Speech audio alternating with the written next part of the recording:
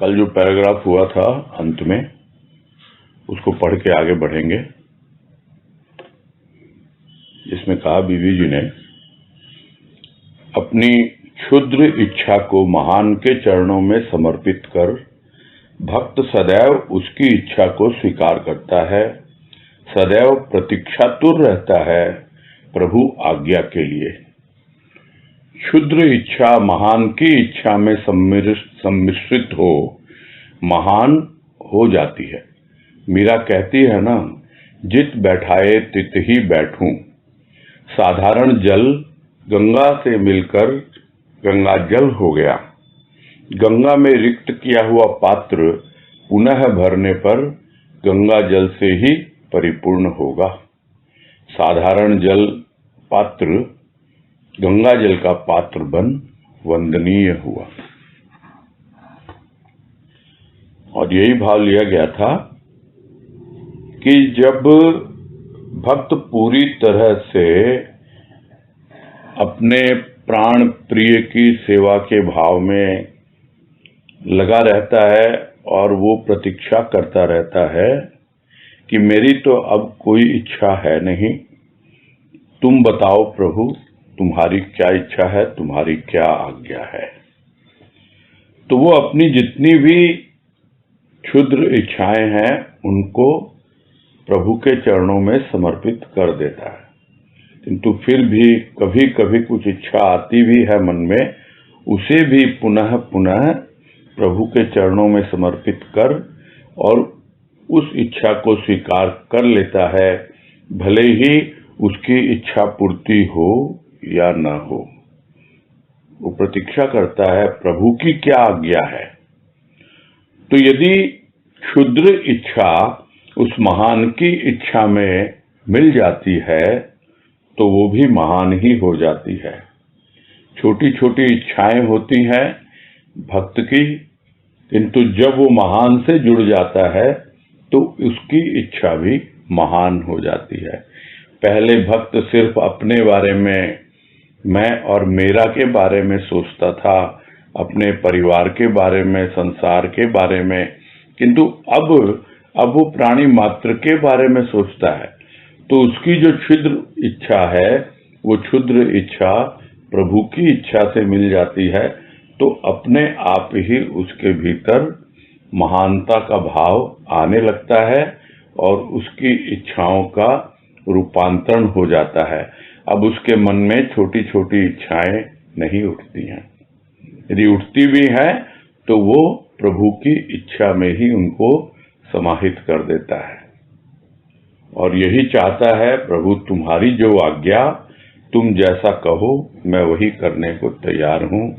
जिस प्रकार मीरा कहती है कि जहां तुम बैठाओ वहीं मैं बैठूं। और उदाहरण लिया गया गंगा जल का। ये गंगा जल है जो साधारण जल, यदि उसमें गंगा में उड़ेल दिया जाए तो वो गंगा से मिलकर के वो जल भी गंगा जल हो जाता है। उसी प्रकार क्षुद्र इच्छा महान इच्छा में मिल जाती है तो वो भी महान ही हो जाती है। तो साधारण जल जब गंगा जल में मिला तो वो भी गंगा जल हो गया, किंतु गंगा तो बहती हुई है।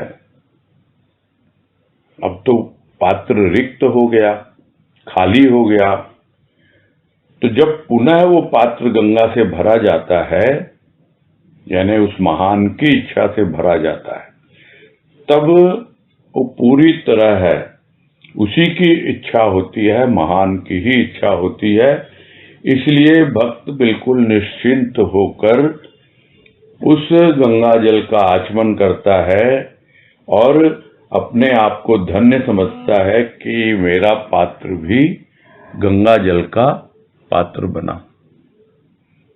और गंगा जल का पात्र बन जाता है साधारण जल पात्र, तो वो वंदनीय हो जाता है, यानी लोग उसको भी महत्व देने लगते हैं। आज कह रहे हैं, भक्त हृदय क्षेत्र पर अमृत वर्षा करती हुई संतवाणी आह्वान करती है ऐ सत्य प्रेमियों, तुम्हारे लिए गंगा यमुना नहीं, तुम स्नान लाभ करो उस भाव गंगा में जिसे मैंने अपने अंतर को भेद कर प्रवाहित किया है। भाव गंगा की एक बूंद आत्मसात कर। हेलो, बोलो। वैसे आवाज पूरा ब्रेक होके आ रही है। तो आज जो कह रहे हैं पैराग्राफ शुरू ही हुआ है कि भक्त हृदय क्षेत्र पर अमृत वर्षा करती हुई संत वाणी आह्वान करती है, ऐ सत्य प्रेमियों, तुम्हारे लिए गंगा यमुना नहीं, तुम स्नान लाभ करो उस भाव गंगा में जिसे मैंने अपने अंतर को भेद कर प्रवाहित किया है। भाव गंगा की एक बूंद आत्मसात कर तुम्हारा मन मान सरोवर का रूप धारण कर लेगा। इस मन मान सरोवर में मुक्त हंस की भांति मोती चुग चुग कर तुम अपनी जिज्ञासा को तृप्त कर मग्न हो उठोगे। पुरातन संस्कार रूपी जल को नवीन भाव रूपी दुग्ध से पृथक कर भेद पहचान सकोगे। तो भक्त के जो हृदय क्षेत्र पर अमृत की वर्षा करती है संत की वाणी, तो क्या आह्वान करती है?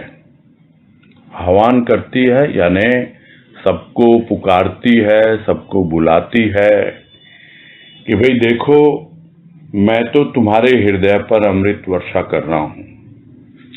भक्तों को कहता है और तुमको अब क्या करना है? तुम हो। हेलो, सॉरी सर जी, लेकिन अभी भी आवाज ब्रेक हो रही है। अब कुछ नेट की समस्या है तो मालूम नहीं, सिस्टम तो वही चल रहा है हम लोगों का कई दिन से। तो यही कह रहे हैं इसमें गुरुदेव बीवी जी कि जो भक्त का हृदय है उसके ऊपर तो अमृत वर्षा हो ही रही है संतवाणी की, और वो जो संतवाणी है वो आह्वान करती है भक्त का और समस्त सद्गुरु प्रेमियों का, सत्प्रेमियों का। ये आह्वान कर रही है कि तुम्हारे लिए गंगा यमुना नहीं, तुम तो स्नान लाभ करो। किसका? भाव गंगा का। एक गंगा यमुना है साधारण, जो हमें स्थूल रूप में दिखलाई देती है, और दूसरी जो गंगा है वो गंगा जो सूक्ष्म की गंगा है वो हृदय में प्रवाहित हो रही है। और कहां पर है वो अमृत वर्षा कर रहा है संत भक्त के हृदय पर, और यह कह रहा है कि यह जो गंगा मैंने तुम्हारे सामने प्रस्तुत की है, यह मैंने अपने अंतर को भेद कर प्रवाहित किया है। जिस तरह गंगा गोमुख से निकली है, यानी हिमालय के अंतर को भेद कर वो गंगा प्रवाहित हुई है, उसी तरह संत रूपी जो हिमालय पर्वत है, इतना उच्च है, इतना विराट है, वहां से प्रवाहित हो रही है यह भाव गंगा। और उसके बाद उस भाव गंगा की एक एक बूंद को हम आत्मसात करें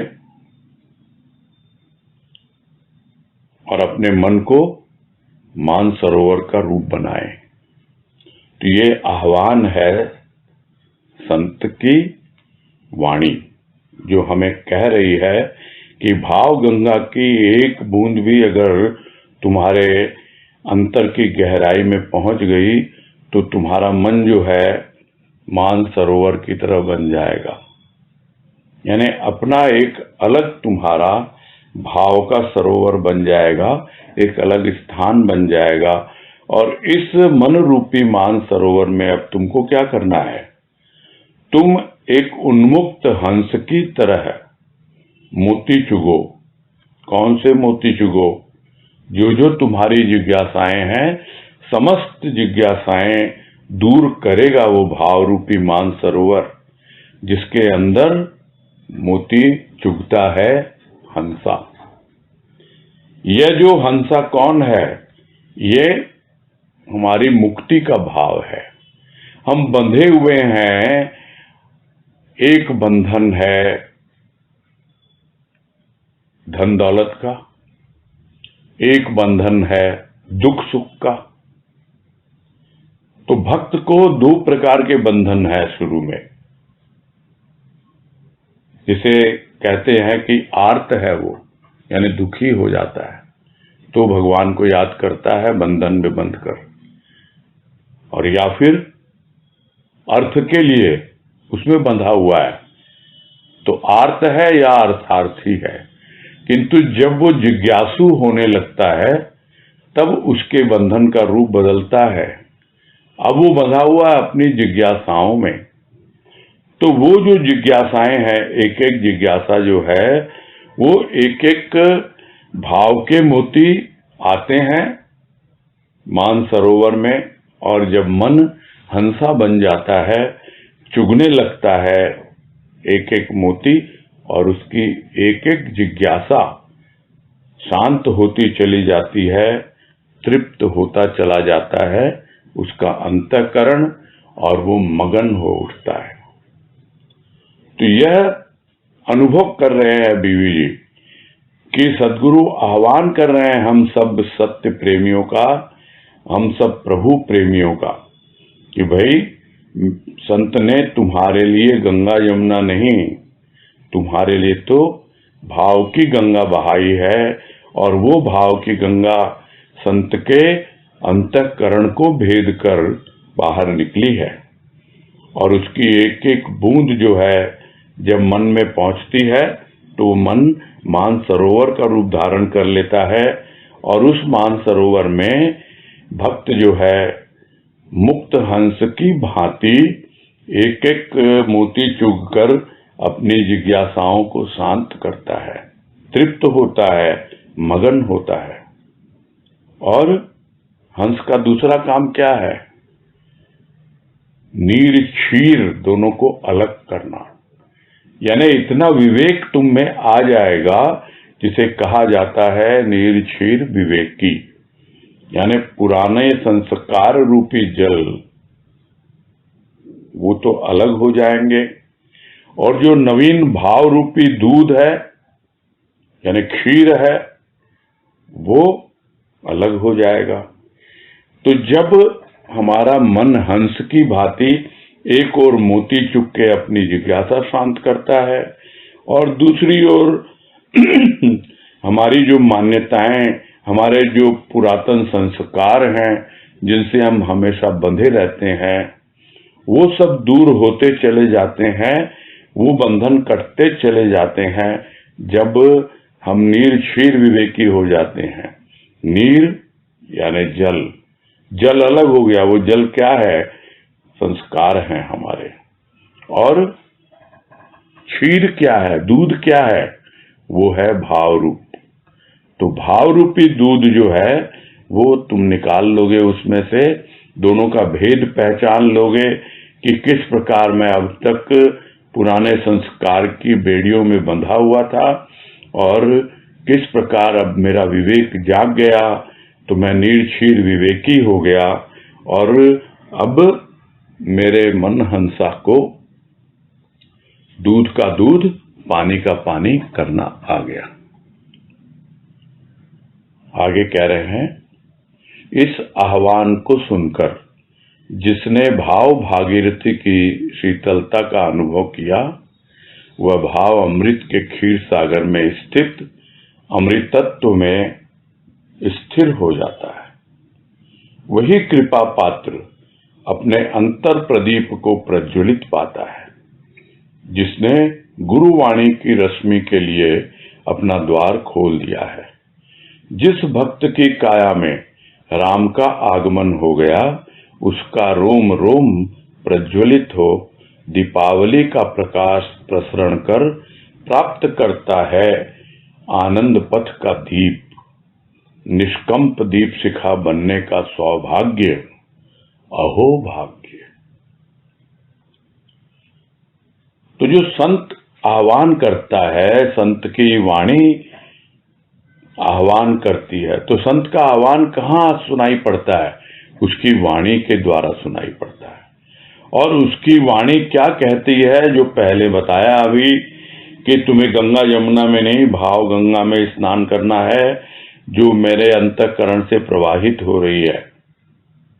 और एक एक बूंद तुम अंदर ले जाओगे तो तुम्हारा मन मानसरोवर का रूप बन जाएगा, और तुम हंस की भांति कैसे मोती चुगोगे और कैसे दूध का दूध, पानी का पानी करना सीख जाओगे। तो जो कोई इस आह्वान को सुनता है, संत वाणी के आह्वान को, उसने अवश्य ही भाव भागीरथी की शीतलता का अनुभव किया होगा। और यदि किया है तो फिर वह भाव अमृत के क्षीर सागर में स्थित जो अमृत तत्व है, यानी वो अमृत तत्व, यानी वो भाव हमें ले जाता है उस अमृत तक जो हमारी आत्मा में है, अमृत। और वहां वो जाकर स्थिर हो जाता है, टिक जाता है, जहां पर वो कुटस्थ जिसको कहते हैं, जो हमेशा टिका रहता है, वो परमात्मा आत्मा के भीतर। परमात्मा और आत्मा को लेके जो कंफ्यूजन कभी होता है, वो द्वैत की दृष्टि से होता है। अन्यथा जब एक बार टिक जाता है भक्त उस अमृत तत्व में, तो वो जो अमरता का भाव है, वो भाव के द्वारा आता है, यानी भाव अमृत। किंतु उसकी जो अमृत तत्व की अनुभूति है, वो पाना बहुत आवश्यक है। तो एक ओर तो वो भाव की गंगा शीतलता देती है, दूसरी ओर वो भाव के अमृत रूपी क्षीर सागर में उस अमृत तत्व का परिचय कराती है। परिचय ही नहीं कराती, अपने साथ भाव में बहाकर वो वहां तक पहुंचा देती है, जहां जाकर भक्त जो है उस आह्वान को सुन के आगे बढ़ता है और वो अमृत तत्व में आत्मा में स्थिर हो जाता है। तो वही कृपा पात्र, यानी जिसपे इतनी कृपा हो गई प्रभु की, अपने अंतर प्रदीप को प्रज्वलित पाता है। यानी हर अवस्था में वो अपने भीतर जो उसका अंतर प्रदीप है, यानी अंतःकरण में, चाहे वो मन है, बुद्धि है, चित्त, अहंकार है, जो पहले भी कहा कि सूर्य चंद्र जो है वो तो बाहर का प्रकाश देते हैं, किंतु उसकी वाणी का प्रकाश भाव के द्वारा ऐसा है कि वो अमृत रूप धर के जब एक बार आत्मा में स्थित हो जाता है वो भाव, जिसे गुरुदेव ने हम लोगों को समझाया प्रकृति और स्वभाव लेख में, कि एक बार जब वो भाव तुम्हारा स्वभाव बन जाए, यानी स्वयं के भाव तक पहुंचा दे तुम्हें, तो फिर से जब तुम लौट के आओगे सूक्ष्म में, तो भाव ही तुम्हारा स्वभाव बन जाएगा। उसी तरह है वो एक बार उस आत्म ज्योति से परिचित हो जाए, स्वयं प्रकाश से परिचय हो जाए, तो अपने अंतःकरण को हर अवस्था में वो कृपा पात्र जिसपे ये कृपा हुई है वो प्रज्वलित पाता है, प्रकाशित पाता है। और इसने गुरुवाणी की रश्मि के लिए अपना द्वार खोल दिया है, यानी अपने अंतःकरण का द्वार उसका हमेशा सद्गुरु की वाणी के लिए खुला रहता है। और वो वाणी जो प्रभु प्रेम रस में सानी और भाव की गंगा बहाती हुई हमारे अंतःकरण में पहुंचती है, तो किन किन रूपों में हमारे अंतःकरण का रूप बदलता है, रूपांतर होता है, यह सब बातें इस पूरे लेख में अच्छी तरह से समझाया है बीवी जी ने, और हमें समझ में आया होगा। और अब अंत में यही कह रहे हैं इस अंतिम पैराग्राफ में कि अगर वो अवस्था जिस भक्त की बन गई है तो फिर हमेशा गुरुवाणी की रश्मि उसके लिए उसके अंतर द्वार खुले रहते हैं और ऐसे भक्त की काया में राम का आगमन हो जाता है।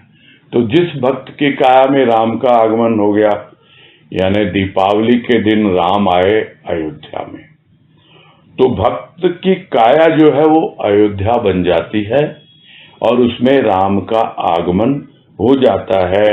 और जिस तरह दीपावली में पूरी अयोध्या में दीप ही दीप जल रहे हैं, वैसे ही भक्त का रोम रोम यानी उसकी जो अयोध्या है वो प्रज्वलित हो जाती है और वो दीपावली की तरह प्रकाश का प्रसारण करता है। स्वयं अपने आप प्रकाश का प्रसारण होता है, उसके लिए कोई प्रयास नहीं करना पड़ता। और क्या पाता है भक्त? पाता है आनंद पथ का दीप, एक ऐसा दीप पाता है कि वो हमेशा आनंद में ही रहे और उसी राह पर बढ़ता रहे, जहां कहीं भी जाए आनंद की अनुभूति पाए। और इतना ही नहीं, वो जो दीप है उसकी दीप शिखा निष्कंप है। तो वो पाता है एक ऐसा सौभाग्य कि उसकी जो दीप शिखा है जो अंदर में प्रज्वलित हुई वो निष्कंप है, यानी बिल्कुल भी हिलडुल नहीं रही, कांपती नहीं। अब जमाने की हवा उस पर कोई भी प्रभाव नहीं डालती। वो उस अवस्था तक सद्गुरु की कृपा से पहुंच चुका है। तो ये कितना बड़ा उसका सौभाग्य है। और अंत में यही कहा, अहो भाग्य है। क्योंकि जब इतना गदगद हो जाता है भक्त तो वो अहो भाव से भर जाता है, कृत्य कृत्य हो जाता है और अपने भाग्य को सराहता है कि क्या मेरे भाग्य, मैं तो यही समझता था कि भाग्य यानी प्रारब्ध, प्रारब्ध यानी मेरे संस्कार, पूर्वजन्म के संस्कार, वो मुझे बड़ा तंग कर रहे थे। किंतु कितनी बड़ी कृपा हुई कि भाव रूपी दूध का पान करना सीखा, निर्क्षीर विवेकी बनना सीखा और उस संस्कार रूपी जल को अलग कर पुराना जो संस्कार था, नए जो भाव आ रहे हैं उनको ग्रहण करना, उसका पान करके और पुष्ट होना और आगे बढ़ते चले जाना, मोती चुग चुग कर। जिस तरह हंस अपने आप को निहाल करता है, वैसे ही भाव के मोती चुग चुग कर भक्त अपनी जिज्ञासा को शांत कर निहाल होता है। तो कई तरह से आज समझाया और अंत में यही कह रहे हैं कि ऐसे भक्त के तो भाग्य की कितनी सराहना की जाए, अहो भाग्य है उसके। अब नया लेख प्रारंभ कर रहे हैं जिसका शीर्षक है शिवरात्रि।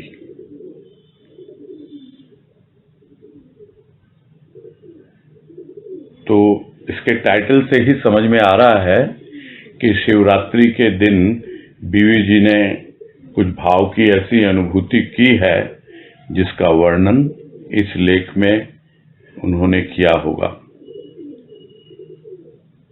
तो शुरू करते हैं। इसमें कह रहे हैं, आज का प्रभात अद्भुत भावों सहित उदीयमान हुआ है।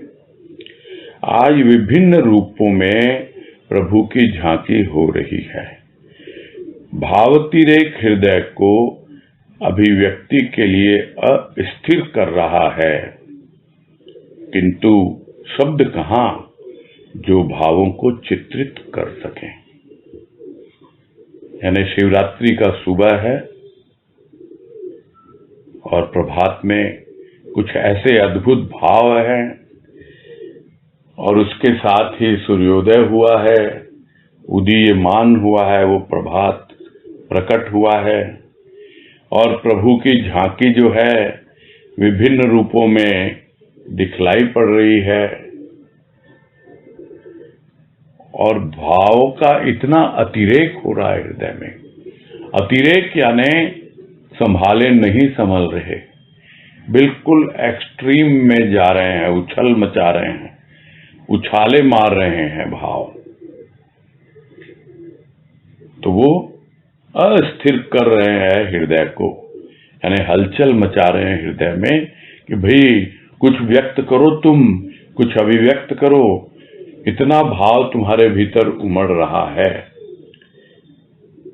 तो कैसे अभिव्यक्त करें उस भावातिरेक को जो हृदय में अभिव्यक्ति के लिए बार बार प्रेरित कर रहा है और मचल रहा है उसका दिल कि मैं कुछ लिखूं, कुछ बताऊं, किंतु शब्द कहाँ है इस तरह के? शब्दों में क्या इतनी क्षमता है जो उन भावों को चित्रित कर सके, यानी उसका रूप प्रकट कर सके?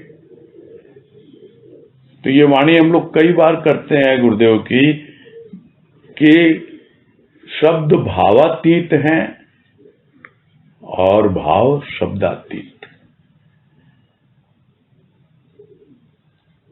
यानी दोनों एक दूसरे के अतीत हैं। कोई अगर चाहे कि मैं अपने भावों को शब्दों में व्यक्त कर पाऊं, किंतु भाव तो उसके परे है, कितना कर दोगे फिर भी बहुत सारा भाव रह जाता है। और भाव शब्दातीत, यानी आप शब्दों के द्वारा भाव को अनुभव करना चाहते हो कि इसका शब्दार्थ मैं समझ लूं तो मुझे भावार्थ समझ में आ जाएगा, ऐसा भी नहीं है। तो यदि कोई शब्दों से ही खेलता रहे और उस भाव को न समझ पाए, भाव को न पकड़ पाए, तो फिर क्या है? वहां भी वो असहाय अनुभव करता है, क्योंकि आवश्यक क्या है? आवश्यक है भाव। शब्दों का कोई विशेष महत्व नहीं है। और यही बात यहां कह रहे हैं कि शब्दों में इतनी सामर्थ्य नहीं है कि जो भावों का रूप प्रकट कर पाए। आगे है शिवरात्रि का प्रभात। प्रत्येक प्राणी शिव आराधना की भावना लेकर आंखें खोल रहा है। पूजन थाली में जल, अक्षत, दीप लेकर पूजन कर रहा है पुजारी। पूजक शिव के ऊपर जलदान कर आरती उतार रहा है और पूजन के कर्तव्य की इतिश्री समझ रहा है। जिस शिव की जटाओं में भागीरथी स्वेच्छा से बंधी है, उसे जलदान की क्या आवश्यकता? किंतु फिर भी वह संसारी प्राणियों के तप्त खौलते हुए विकार मिश्रित जल को स्वीकार करता है। यह जल शिव मस्तक पर चढ़कर गंगा जल में मिलकर शीतलता प्रदान करता है और भक्त विकारों से दग्ध अपने हृदय को शीतलता प्रदान करता है, प्रसाद रूपी अंजलि भर चरणामृत पान कर। तो शिवरात्रि का प्रभात है और देख रहा है भक्त कि प्रत्येक प्राणी शिव की आराधना की भावना लेकर ही अपनी आंखें खोल रहा है और जा रहा है देवालय में, शिवालय में, और पूजन की थाली में जल है, अक्षत है, दीप है, और जा ही नहीं रहा, पूजन करना शुरू कर दिया। पुजारी पूजन कर रहा है, जो पूजन की थाली लेकर आया है भक्त, और पुजारी यानी पूजक क्या कर रहा है? शिव के ऊपर जल चढ़ा रहा है, उसकी आरती उतार रहा है, और यह सब करके जो उसका एक ऊपरी रूप है, जो कर्म कांड का रूप है, वो करके वो अपने कर्तव्य की इतिश्री समझ रहा कि हाँ भाई, मैंने तो शिवरात्रि मना ली या मैंने तो शिव का पूजन कर लिया, उसकी आरती उतार ली। तो उससे क्या भाव मिल रहा है बीवी जी को? वो कह रहे हैं भाई जिस शिव की जटाओं में भागीरथी स्वेच्छा से बंधी है, यानी अपनी इच्छा से वो गंगा पूरी उसी जटाओं में समाई हुई है, उस शिव को क्या किसी प्रकार के जलदान की आवश्यकता है क्या? जल तो प्रवाहित हो ही रहा है उसके मस्तक पर, और वो कोई ऐसा वैसा जल नहीं है, वो गंगा जल है। किंतु उसकी कल्याणकारी भावना देखिए शिव की, कि जो संसारी प्राणी है और जो जल उस पर चढ़ा रहे हैं, यानी सूक्ष्म रूप में, वो क्या है? तप्त है, खौलता हुआ है, सिर्फ गर्म ही नहीं है, उबलता हुआ। कैसा जल? जो विकार से मिश्रित है, यानी पूरी तरह से गंदा जल है,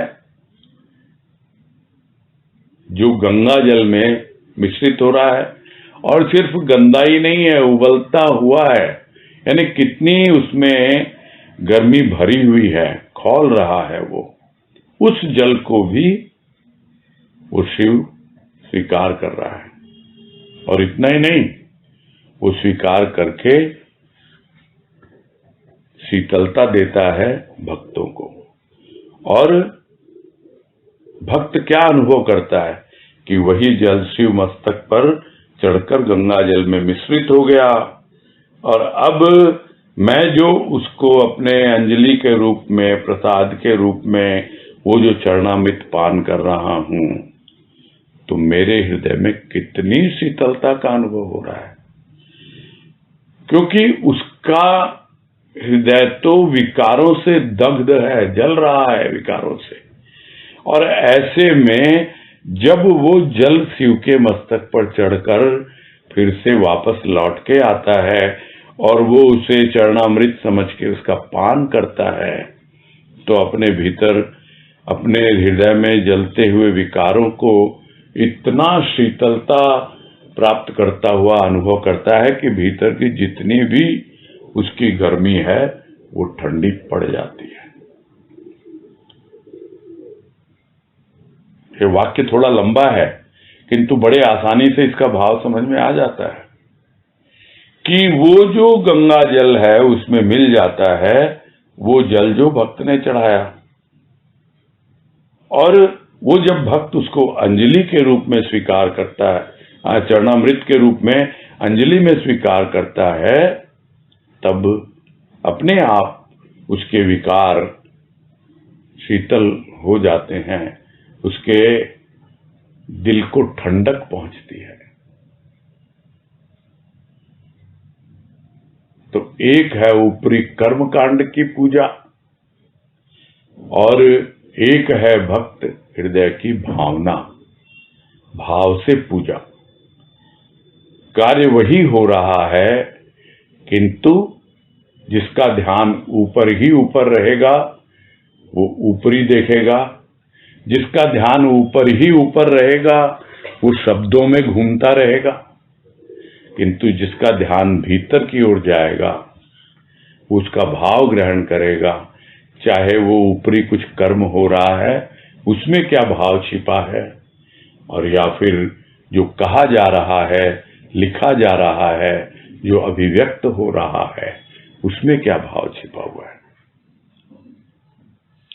तो शशिधर के ललाट पर स्वयं प्रकाश पुंज शशि प्रकाशित हो रहा है, उसकी आरती उतारने का क्या प्रयोजन? भैया क्यों आरती उतार रहे हैं? जबकि वो शशिधर कहते हैं शिव को, शशि यानी चंद्रमा, तो वो जो चंद्रमा के प्रकाश से उसका ललाट यानी उसका मस्तक ऐसे ही प्रकाशित हो रहा है उस प्रकाश पुंज से, तो फिर आप अपनी थाली में दीपक जलाकर उसकी आरती उतार के क्या करना चाह रहे हो? जो पहले से ही प्रकाशित है उसे आप दीपक दिखाकर क्या प्रकाशित करना चाहते हो? क्या प्रयोजन है उसका? आगे है, विश्व शिव द्वारा प्रकट हुआ है, अतः विश्व रूप है शिव का। शिव स्वरूप प्राणी शिवत्व को भूलकर विषयों के विषत्व भाव को ग्रहण कर विकल है। अंतर्दृष्टि द्वारा शिव दर्शन कर विषयाग्नि की दाहक शक्ति से बचकर अनुभव की जा सकती है अनुपम शांति, शीतलता। तो यह पूरा का पूरा विश्व जो है वो शिव के द्वारा प्रकट हुआ है। यहां शिव का रूप जो है वो बताया गया है क्रिएटर के रूप में, यानी सृष्टिकर्ता के रूप में, यानी वो शिव ही है। देवता के रूप में तो कल्याण करता है, वो ब्रह्मा सृष्टि की रचना करता है, किंतु जब वो शिव अपनी शक्ति को समेट लेता है, यानी प्रलय आ जाती है, और जब पुनः उसकी शक्ति प्रकट होनी शुरू होती है, तो उसी शक्ति के 3 रूप बनते हैं, ब्रह्मा, विष्णु, महेश। तो यहां जिस शिव की बात हो रही है वो शिव वो है जिसने पूरे विश्व की रचना की है। तो यह विश्व शिव के द्वारा ही प्रकट हुआ है और वो शिव ही पूरे विश्व में छाया हुआ है, यानी यह विश्व रूप है। किसका रूप है? शिव का रूप है। प्राणी कहां पर है? इसी विश्व में है।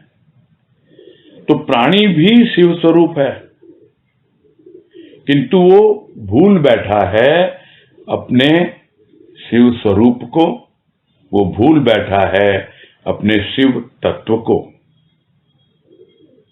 कर क्या रहा है वो विषयों का जो विष रूपी तत्व है, यानी विषयों के विष में, उसी में लगा हुआ है और विषत्व भाव को ग्रहण कर रहा है।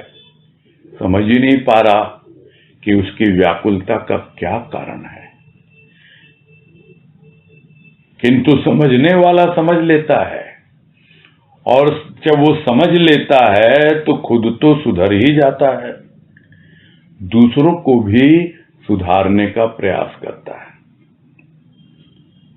और वही अनुभव अपना बीवी जी यहां लिख रहे हैं कि वो भूल बैठा है शिव स्वरूप प्राणी शिवत्व भाव को, और विषत्व भाव को ग्रहण कर रहा है, विषयों के विष को, और उसी के कारण वो हमेशा व्याकुल बना रहता है, विकल है वो। किंतु है संभावना क्या कि अपनी अंतर्दृष्टि जगाए। जिस तरह है शिव के पास एक अलग दृष्टि है, वैसे ही प्राणी क्योंकि शिव का ही रूप है, इसलिए उसके पास भी एक दृष्टि है, अंतर्दृष्टि। उस अंतर्दृष्टि के द्वारा वो जो भीतर जो सृष्टिकर्ता रूपी शिव वो बैठा हुआ है, उसका दर्शन करे, और दर्शन करके अपने जिसकी विषयाग्नि है उसकी जो है वो इतनी बढ़ चुकी है, यानी जैसे अग्नि एक तो धीरे धीरे सुलगती है, और जब वो सुलगते सुलगते एक बड़ा रूप ले लेती है तो फिर वो दाहक हो जाती है, यानी जो भी उसके संपर्क में आएगा उसको जला देती है, वो भस्मीभूत कर देती है। और इतनी ज्यादा उसकी दाहक शक्ति हो जाती है, इतनी ताकत आ जाती है उस अग्नि में। यदि थोड़ा सा विषय आते, थोड़ी सी उसकी आग का अनुभव होता, तो बड़ी आसानी से उस आग का दमन किया जा सकता है प्रारंभ में, और सद्गुरु की कृपा से उसका शमन भी संभव है। जिस तरह दमकल वाले आते हैं, आग बुझाते हैं, किंतु प्रॉब्लम कहां होती है कि प्रथम तो आग दिखलाई ही नहीं देती कि लगी हुई है, और यदि कोई देख भी ले आग तो ज्यादातर तो पड़ोसी ही देखते हैं आग को और चिल्लाते हैं और वो आवाज सुनता ही नहीं। तब तक आग बढ़ चुकी होती है। जब स्वयं उस आग को देखता है तब तक तो आग बड़ी दाहक हो चुकी होती है, और फिर वो बुलाता है अग्निशमन को, दमकल को। तब तक आग काफी बढ़ जाती है, तब जाकर शमन होता है। लेकिन यदि प्रारंभ में ही यदि उस पर ध्यान दिया जाए तो बड़ी आसानी से वो आग बुझ सकती है। वो कैसे, वो बता रहे हैं बीवी जी इसमें कि अंतर्दृष्टि के द्वारा जब आप अपना अंतःकरण शिव को सौंप देते हैं और वो जो विषय की अग्नि है उसको देख पाते हैं और उसकी दाहक शक्ति से बच पाते हैं, और तब अनुभव मिलता है किसका? अनुपम शांति का और शीतलता का। यह शिव के माध्यम से या सृष्टिकर्ता के माध्यम से यहां बीवी जी ने समझाया है कि तुम्हारे ही भीतर वो सृष्टिकर्ता छिपा हुआ है, किंतु तुम अपनी अंतर्दृष्टि से उस सृष्टिकर्ता का यदि थोड़ा सा भी अनुभव कर पाओ, उसका दर्शन कर पाओ, तो अपने विषयों की अग्नि की जो दाहक शक्ति है उसे बच सकते हो, समय अनुसार उनका दमन कर सकते हो, शमन कर सकते हो, और तब धीरे धीरे तुम्हें अनुभव में आने लगती है शांति और शीतलता।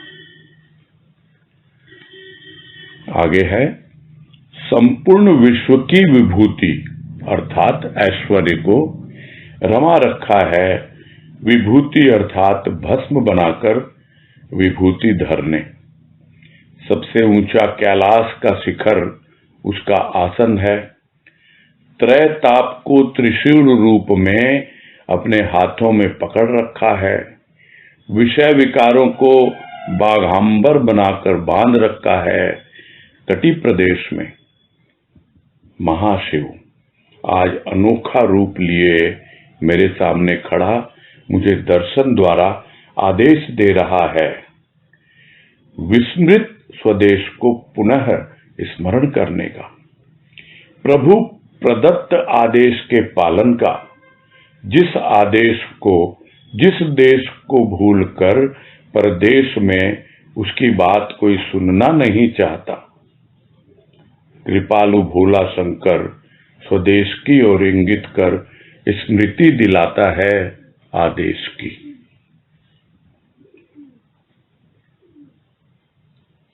तो अनेकों रूप फिर से बताए हैं यहां शिव के। तो अब तक तो 2-3 रूपों की बातें हुई हैं। अब बात हो रही है कि शिव का क्या रूप है जिसने विभूति धारण कर रखी है, पूरे अंग में विभूति लगा रखी है, इसलिए उसका नाम है विभूतिधर। तो उसने क्या किया कि संपूर्ण विश्व की जो विभूति है, यानी विभूति का एक मतलब होता है ऐश्वर्य और दूसरा मतलब होता है भस्म। तो उसके लिए यह जितना भी ऐश्वर्य है उसका कोई मायने नहीं है, उसको कोई महत्व नहीं देता शिव, और उसको राख के समान, भस्म के समान समझता है और अपने अंग में इसलिए लगा रखा है ताकि उसका भक्त देखते ही समझ जाए कि तुमको इन दुनियादारी के ऐश्वर्य में, नाम में, रुपये पैसे में, मान बढ़ाई में, इन सब में नहीं उलझना है। तो उससे प्रेरणा लेनी है शिव के इस विभूतिधर रूप से। फिर कैलाश पर्वत पर उसके शिखर पर उसका आसन है, यानी एकदम उच्चासन में विराजित होना है, जिस तरह वो शिव वहां बैठा हुआ है। और तीनों प्रकार के जो ताप हैं उनको त्रिशूल के रूप में हाथों में पकड़ लिया उसने। त्रय ताप, ये भी हम लोग ने सुना होगा। आदि भौतिक, दैविक और आत्मिक, ये तीन प्रकार के ताप बतलाए गए हैं। और जब आप शिव का रूप समझते हैं तो ये तीनों ताप जो हैं वो त्रिशूल के रूप में उस शिव ने अपने हाथों में ले रखा है। तो भक्त को उसकी कोई भी चिंता करने की, उसकी परवाह करने की आवश्यकता ही नहीं है। और जो विषय विकार है, जो हमेशा परेशान करते रहते हैं, उसको भगवान ने यानी शिव ने बाघंबर बनाकर बांध रखा है। यानी अब उसके रूप के जो एक एक बारीकियां हैं, जो बीवी जी सूक्ष्म में उसको अनुभव कर रही हैं, देख पा रही हैं, उसका वर्णन वो कर रही हैं कि जो विषय विकारों का जो रूप है उसको बाघंबर बनाकर, बाघंबर यानी बाघ का जो खाल है जो हम देखते हैं शिव के ऊपर, यानी कटी प्रदेश के नीचे, कमर के नीचे वो बांध के रखते हैं। तो वो है क्या?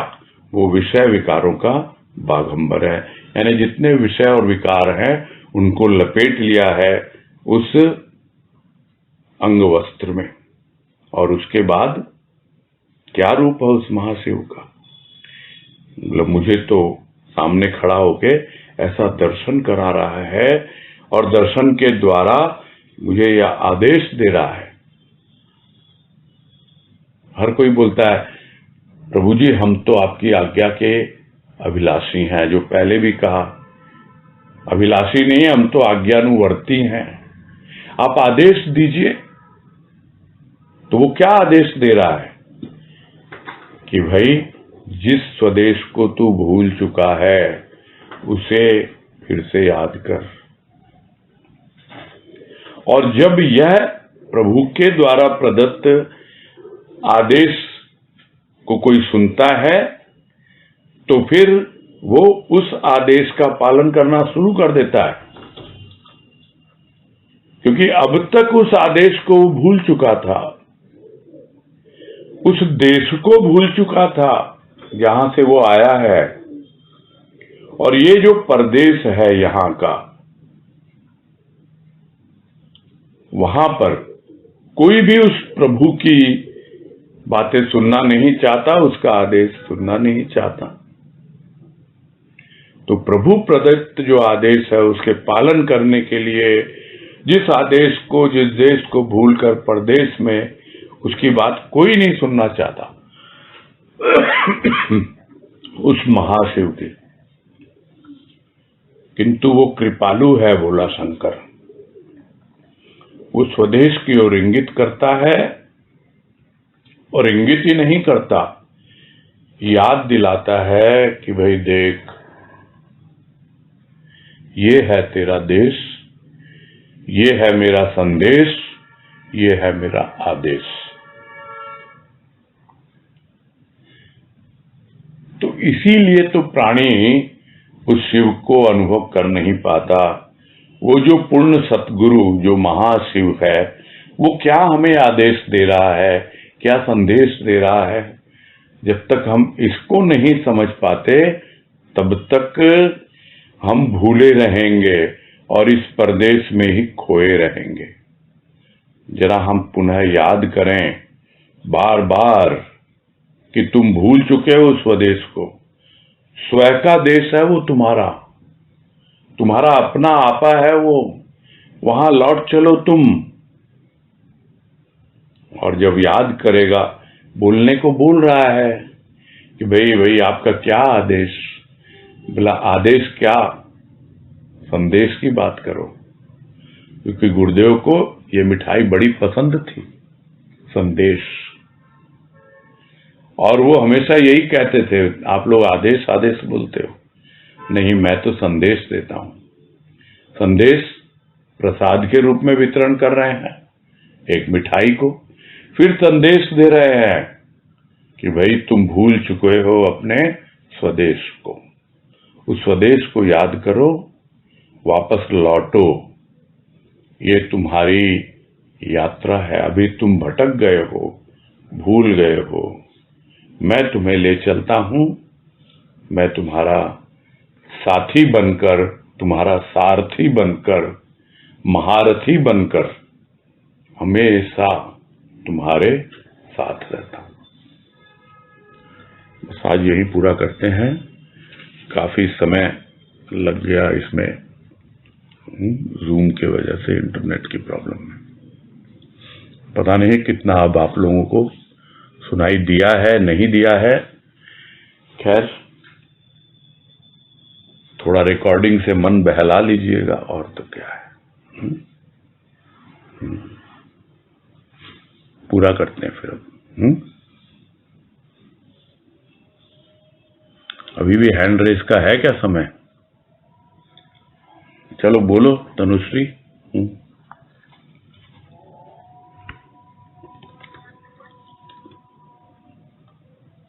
ये जो लास्ट लाइन में आया कि कृपालु भोला शंकर स्वदेश की ओर इंगित कर स्मृति दिलाता है आदेश की, तो आदेश की स्मृति मतलब उसने हमको कोई आदेश देके भेजा था?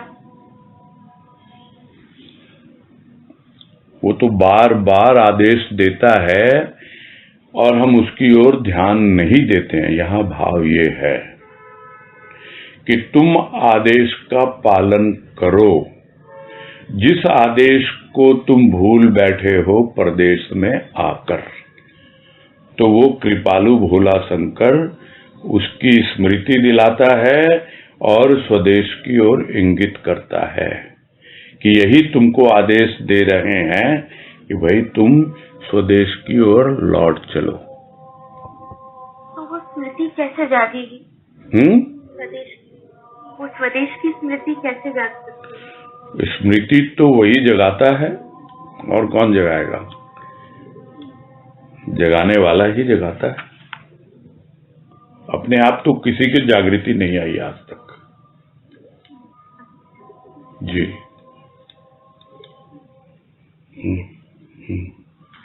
प्रणाम, हरिओम। हाँ, हरिओम। ठीक है, फिर हैं पूरा किया जाए। जी भाई, ठीक है भाई। पूरा करते हैं। हरिओम हरिओम हरिओम हरिओम। हाँ, हरिओम हरिओम। सबको हरिओम, सबको, सभी को हरिओम।